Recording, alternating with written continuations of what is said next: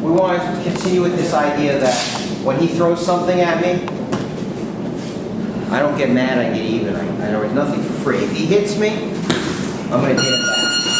So we're going to start with jab. Now remember, first easy way, the lazy man way, is to parry.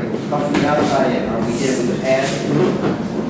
I got a couple of options here. We're going to do all boxing ones, and later we'll show you some kickboxing ones. It's going to do the kickboxing ones tomorrow.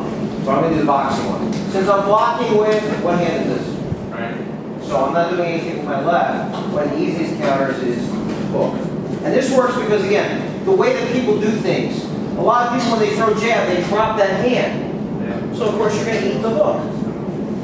He goes jab, and parry, hook. Now, you're going to find people box the way that we show you, which is hands up. Tight structure, a lot of these things don't work. And that's why later you have to do the kicks in the knees, because you're not going to be able to counter punch them. So he goes jab, and I parry, and I hook. He goes jab, and I skip stones off, and I come in. In other words, like I skip a stone, I pop, and I come in. And this works because, again, a lot of people, when they jab and they drop the hand, so that then you get hit with the right hand. If I jab, and I'm real strict about pulling my hand back, you can see that the right doesn't land that much. But so many people make these mistakes. These two basic boxing punches, boxing counters work. He goes jab, I go hook. He goes jab, I go right hand.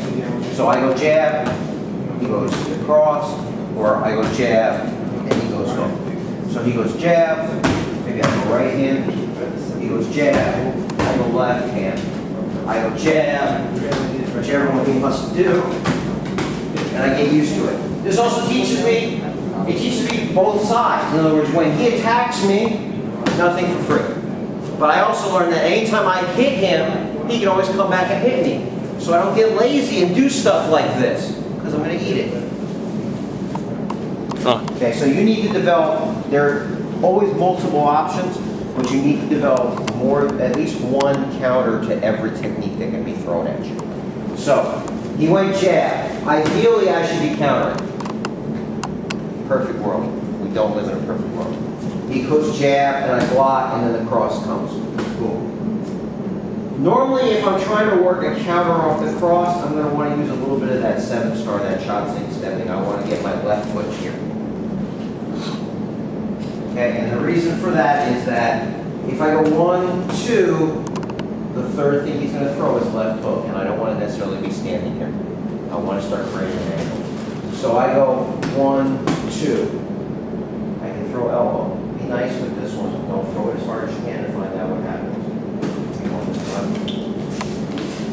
Very important that I use that angle step, that I'm here to throw it.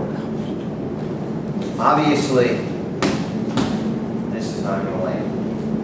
Everybody sees that, right?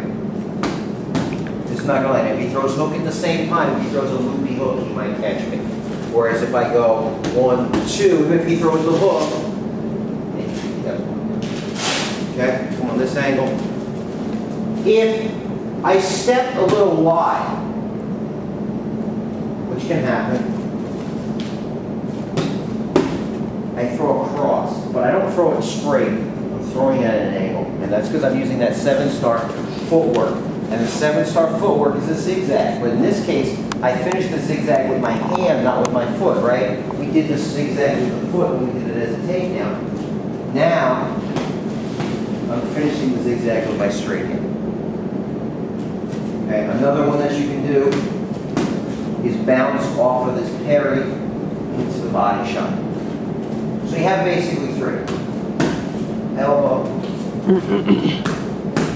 punch from the angle. And you see the angle, I'm punching him in a way that's hard for him to punch me back. And then body shot.